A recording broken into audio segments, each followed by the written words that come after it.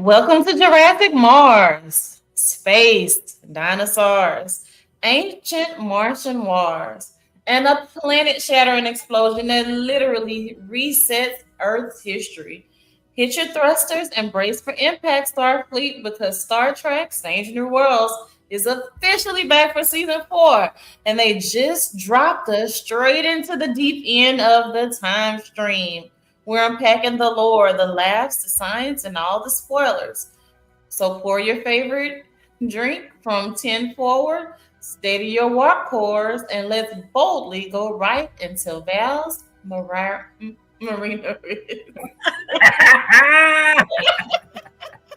Gotcha, Liz. Marinara.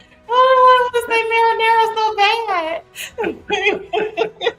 And I'm so glad you did, because that's what we're Oh, going to refer to us for the rest of the episode. I was doing okay-ish until then. All right, so here we are. We are back. Star Trek Strange New Worlds has made it to a season 4. We pick back up with Valles Marineris. All right, we won't delay. Let's get straight into the questions for this Marinara episode.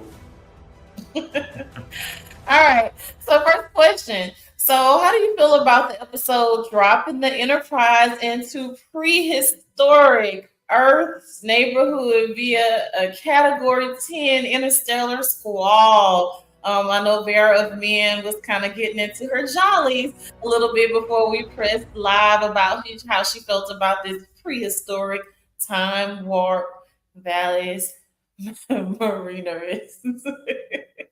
So is the interstellar squall what sucked them in? So, yes. Okay. I was excited. First of all, I have always been a person who is really excited about prehistoric Earth, just trying to because no one actually knows exactly. There are always theories about how it all went down. But to see that they got sucked through a time warp, which is just another thing that excites me about science fiction, because there's so much that we really don't know about time, about the universe, about everything that has anything to do with the galaxies, other planets, had me geeked. And the fact that there were Martians that predated humans, geeked. I was so geeked. I was into it. It had me so. All right. Thank you, Bear of Man, Jermaine. Well, okay, so I loved the episode, and I just want to start by saying this one episode is so much better than most of the last season. Let me just say that, right?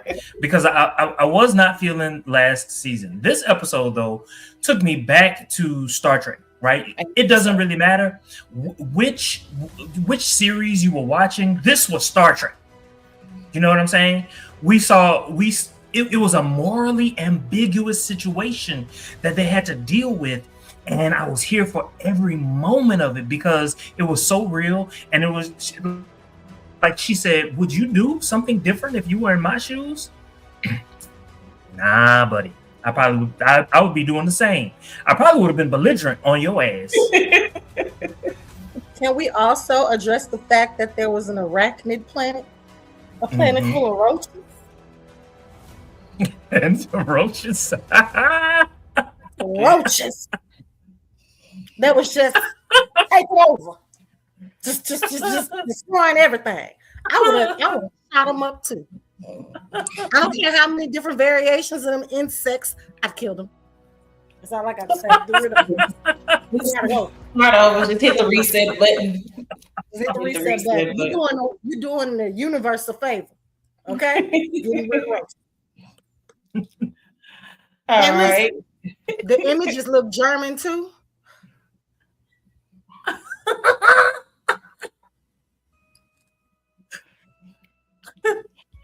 All right. So with that being said, and I think I already have the answer. Just seeing how you all are nerding and geeking out over the first question. So does the wormhole and time travel explanation for the dinosaurs and Martians hold up, or did you find it a bit convoluted? So okay, so I'm gonna say no, it wasn't all that convoluted. If you watch Star Trek in the past, there are so many Time travel, time warp. different ways in which you can go, forward and back in time.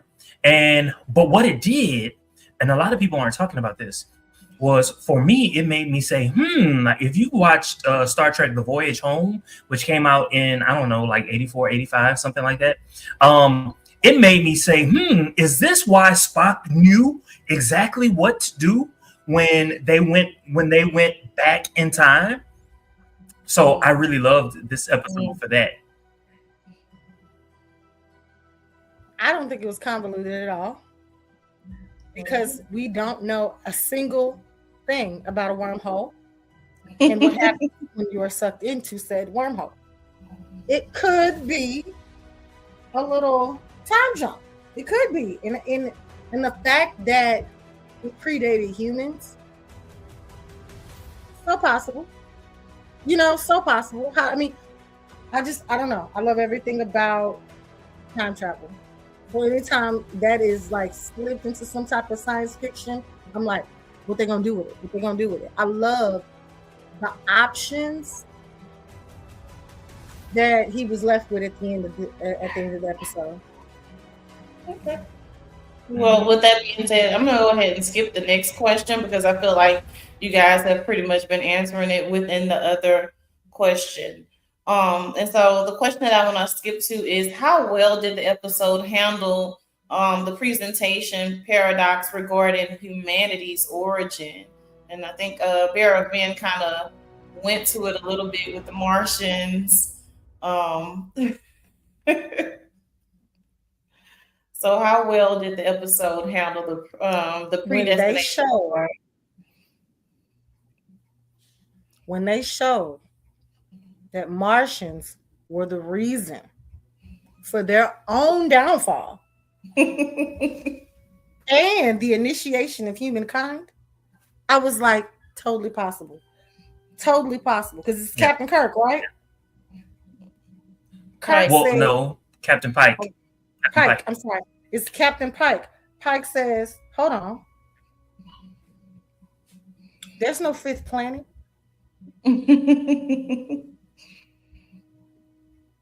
Like, if we all sit and think for a second, there's no fifth planet. Like, how do I know that we're supposed to stop them? See, and the Yeah. fact that Martians had technology like that on that level, Going through the they could just walls. walk through I was like, that's like lost technology because they can't even do that. Yeah. Yeah. Without whatever suit. They were like, you're smaller than us, you're not as strong as us. What? I was into it. Hi there. Jermaine, your thoughts? How well did the episode handle the predestination paradox regarding? Okay, so yes, I agree with everything that Barrowman said. That's first and foremost. What I really love, it was okay. So it was so much to unpack. It was an excellent episode because of what we learned in the end. It was like our actions, because of the prime directives, we try to do our best not to get involved, but had we not gotten involved, we wouldn't exist. We would be the reason for our own downfall. So it was like mind blown in that particular moment. So it was wonderful to watch. It was wonderful to see. It was like this was predestined to occur. You had to be in that place at that particular time, and had you not, all of humanity would cease to exist. The decision you made is what kept us alive. And not As making a morally ambiguous as it was. and not making a decision was not an option. I need my glasses for this. All right. And so for the next question, it was actually Spock's idea, but the question reads, "What did you think of Captain Pike's tactic of flying directly into an explosion to trigger a wormhole back home?" So Spock's decision to do that. So for him, it was simple math, physics, chemistry, biology. It was all of that, which he can do. Like and so like of course it would be Spock that would save the day. That it it was preordained, if you will, that Spock would save the day with some last minute happenings, and that's exactly Change what the happened. And so background. yeah, it made Okay. sense. Made sense. Update my background. Speaking of Spock, Bear of Men. Um, I love Spock. So, and I love his calculations. Love that he thought about a way to get home. I loved how I loved how I loved how the explanation at the end showed how Mars became what it was. I loved all of that. It's gonna be a lot of love in this. I'm sorry. Okay. All right. So speaking of Mars, fifth planet or lack thereof, so Captain Pike has to decide to not save the fifth planet between Mars and Jupiter to preserve our history. Did this moral dilemma feel earned? Okay, so I'll go. So in the moment that he made that particular decision, I'm gonna say in the moment, no, but it was only after the science came back and they realized, had this not happened, yada yada yada yada yada.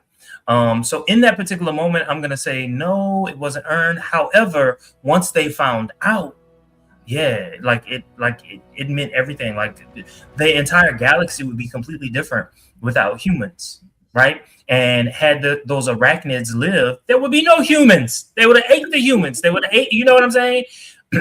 So, and it could have been the fact that those women went on the planet that germinated what was needed to create the humans. You know what I'm saying? Like we don't know.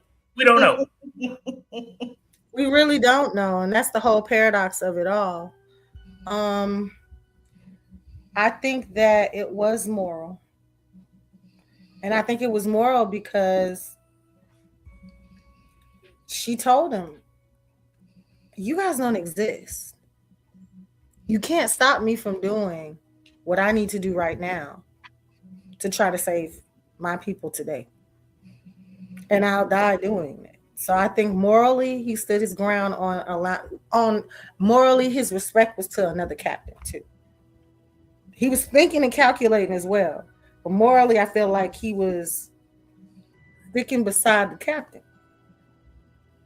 Because he would have, as he said at the end of the show, he would have made the same decision. We're gonna ram this whole thing right into it. It is what it is. Or we're gonna, or not ram right into it, but we're gonna shoot it where we can't leave. We know that it is what it is. And they were such a like the Martians were such a calculated, thoughtful people, So it's not like they didn't know. They knew what was going on. They knew they were gonna die. Okay. So, next question. Do you agree with the criticism that the entire weight of this massive ethical quandary was rushed into the last few minutes?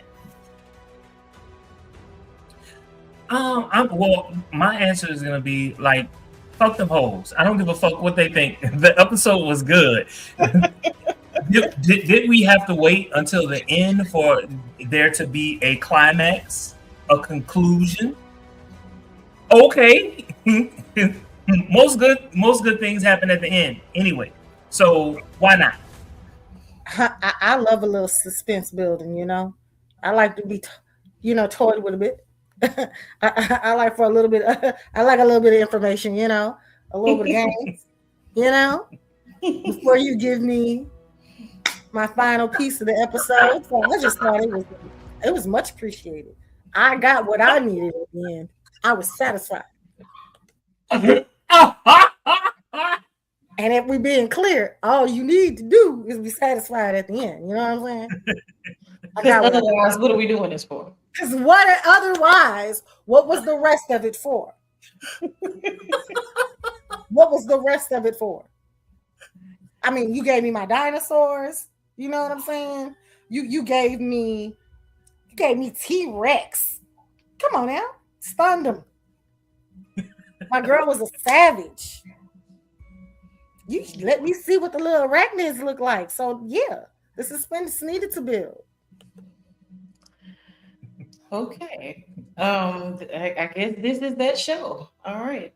I guess for me, as long as it makes sense in the end, then I'm good with it. To loosely echo what you filthy little minds are going and getting after. All right. So what did you think of the tragic element that the price of humanity's existence was the absolute destruction of another world?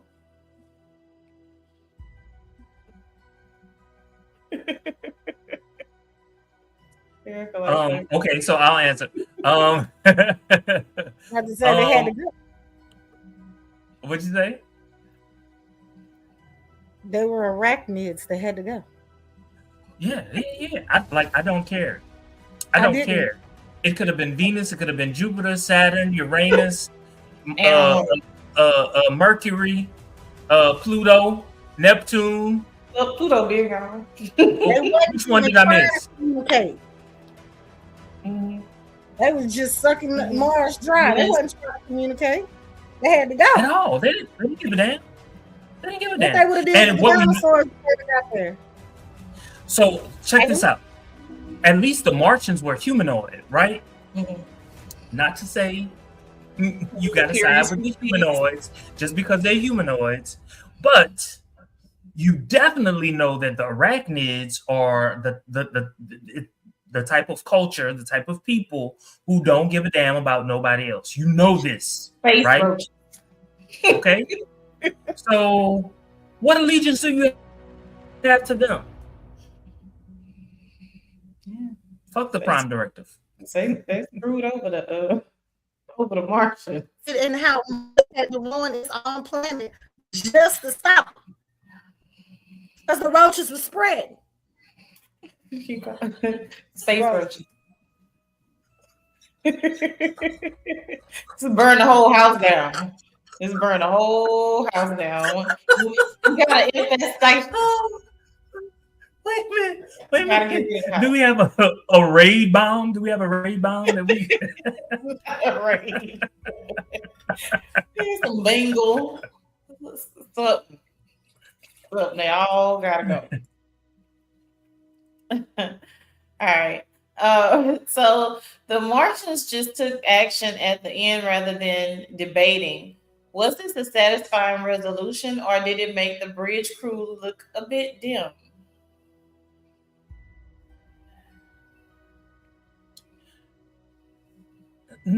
No. Okay, so it didn't make them look dim because Starfleet, the Federation, they like to deliberate, right? They like to talk. They like diplomacy, right? That's what we know. That's what we understand. And so, okay, so now once you've made the decisions that you've made, now we have to react, we have to respond, and we have to respond in our own interests, whatever they may be. So I don't think that it made them look dim, if you will. Might have made them look naive, thinking that just because you're from the future, you're more advanced than they are. And in some ways, Starfleet was. In some ways, they weren't, right? And so they might have looked a bit naive, but I'm not going to say dim. Man, your thought? I think it made them look naive for sure. It made them look like not underdeveloped, but No, there's just no better word than naive. Like it made them look immature. Like they didn't really realize that all the diplomacy in the world couldn't stop them from going what they were going through. And that was really important, I think, for this episode because the Martians understood, like, as soon as they realized what time they were from, they were like, oh, baby, you can't help us. You can't do nothing for me. You don't even exist. Moving on.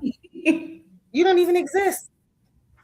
So the technology you finna teach me on how to talk to some arachnids, baby. I don't need that. You gonna keep that. Because what has been done, baby. And I'm about to do what I'm for. Straight up. And I understood that. Like literally. I understood that. I was like, right? Girl. Because he don't know what he's talking about. Talking to some goddamn roaches. Oh, what?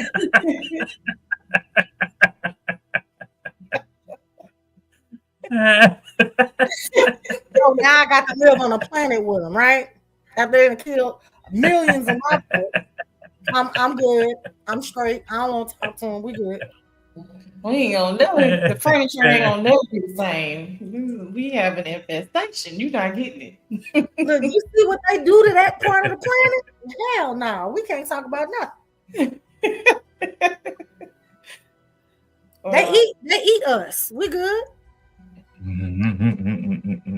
Yeah, I think Pike relied too heavily on the diplomacy, and I love the catch-22 because she heard him out.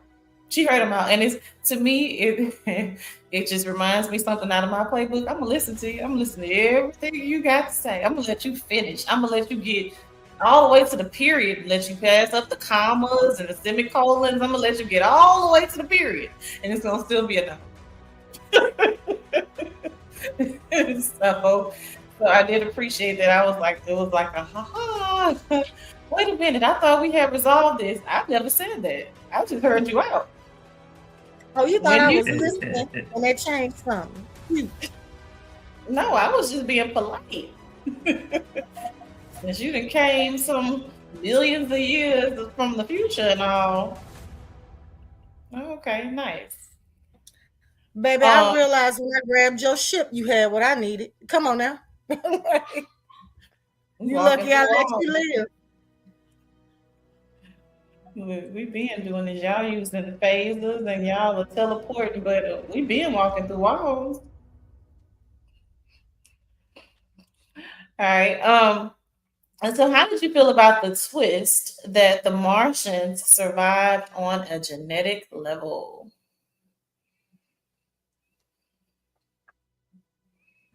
I secretly wondered if they were trying to tell us that we are descendants from Martians, because they never specified where it went.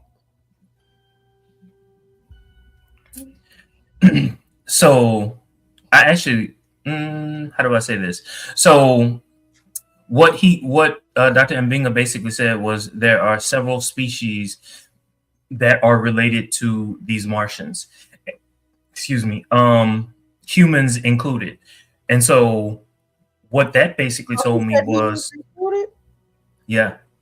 And so what that told me was, yeah, these Martians were out in space. They didn't all die, and they settled on different planets. And it's possible that that these Martians had intermingled with humans at some point. And like we know that there are Cro-Magnons, there are Neanderthals, and all that other good stuff. Who's to say that they weren't one of those species that were on Earth that died out a long time ago? I also think about how, if you've ever watched like shows that talk about what happened on Mars, how you can tell that there was water and life on Mars, and that a lot of people feel like, well, we're a neighboring planet. How far do we really think they went? You know what I'm saying? So I just loved how they played into that. I really did. And I love how they wrapped the whole Mars thing in a bow. Or even the fact that a piece of Mars flew into Earth, and that is what caused the extinction of the dinosaurs, which led to the Ice Age and all of that. So I think it was it Mars. explained. I'm sorry. It wasn't Mars. It was the arachnid planet. Oh yeah, yeah. I apologize. Um, yeah. So it was amazing to me. Kind of like what Barrowman said at the very beginning. It was like, man, like this stuff actually could have happened. Who's to say that it didn't? I think I liked it better than the rubber band theory. Literally, literally, we just came out of nowhere. Really? All I right. think Um, so overall, did this episode deliver the strong season kickoff fans expected after the dramatic season 3 finale? And so, if you like to, you can go into your rating from Mayfair to 10 after this. But just overall, as an opener for season 4, did this episode meet your expectations or exceed them? So this is what I'm going to say. After season 3, yeah, this exceeded my expectations. Now, did it give me, a space battle and all of that? No, it didn't give me all of that. It returned to classic Trek in the way that classic Trek is, because it gave us a moral dilemma, and you had to like really like wrestle, like what would you do? What would you do in that particular situation? And so I loved that. That is classic Trek. And so yeah, my rating, Mayfair 210, would be, I don't know, 8.59, because of what they did in this particular episode. And at the same time, they kind of turned the page from season 3, which I think was needed. All right, Bear of Man. Thank you, Tremaine. it's a 9 for me for sure. I didn't see an actual battle, and I wish that they would have showed us what the arachnids completely look like outside of their cryo chamber. That might have took me over the edge, you know.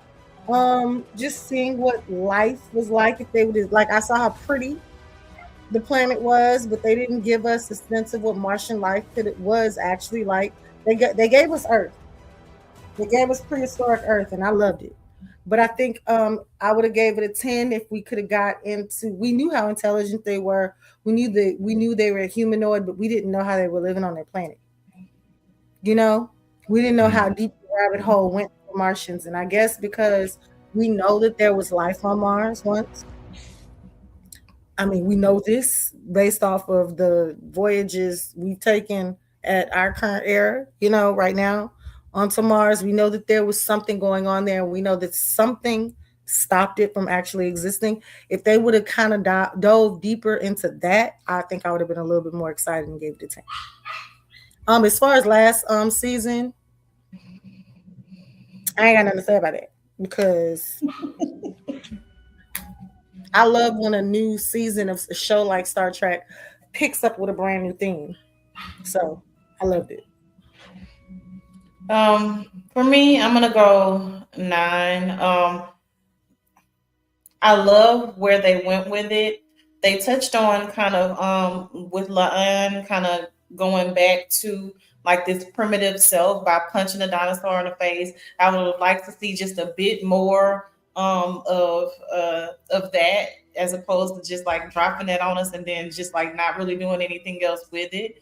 And so not a ton of notes on this episode. Again, much like you guys have mentioned, like the prehistoric Earth and I'm always here for a good time travel wormhole. Like that just gives me my jollies. I don't know what it is. I just love a good just time travel, storyline. So that always does it for me, especially with Star Trek. They're already, much to Jermaine's point, doing better than last season because it was a lot of quirky bullshit and fluff and filler happening. Now I'm not an original Trekkie like Bear of Men and Jermaine and Bear of Men's mom from the TOS. So, in a way that's good and bad because I have a fresh lens and I'm not comparing everything to the original series. But um, I see where fans of the original series get frustrated with some of the quirky pieces that they kind of upplay too much in some of the or did anyway in some of the other episodes from last season.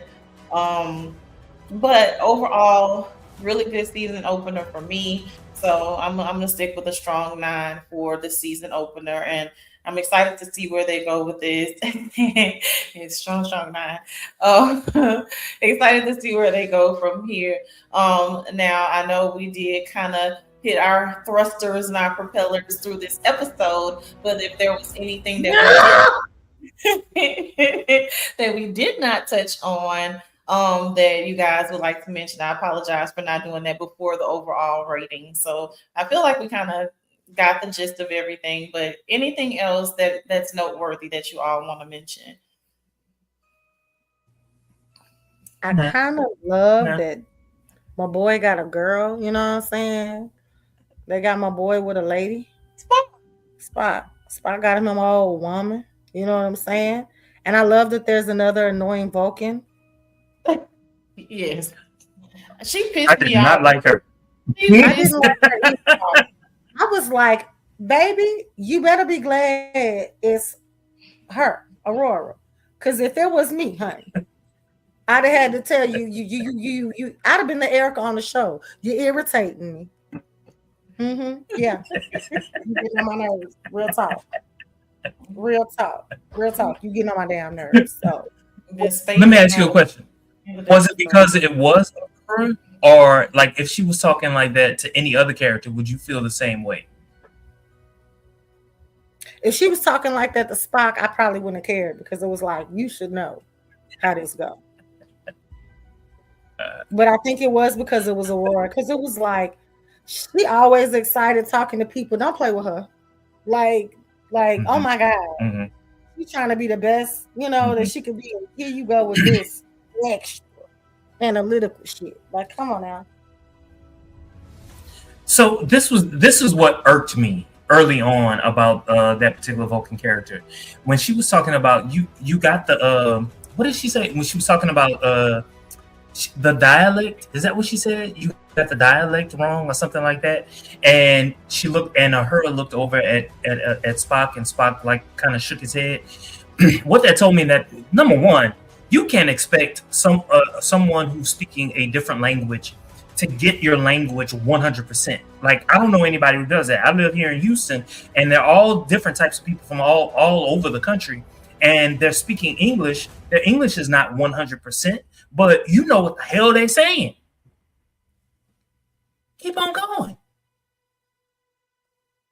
That pissed me Like, off. like you had to point that out. Find you some business. You're new here. Get somewhere and go sit down before you be some subatomic space wastes. And it made me wonder whenever her comment was like she made a mistake at the end of the episode. I was like, does that mean that's the last of her? I kind of don't want it to be though. I want to be annoyed by her a little bit longer. She was funny. I ain't gonna lie. She was good. She was good TV. She was good TV. I still didn't like it. So No, well, she did her job. All right. Anything else other than the Vulcan that nobody likes?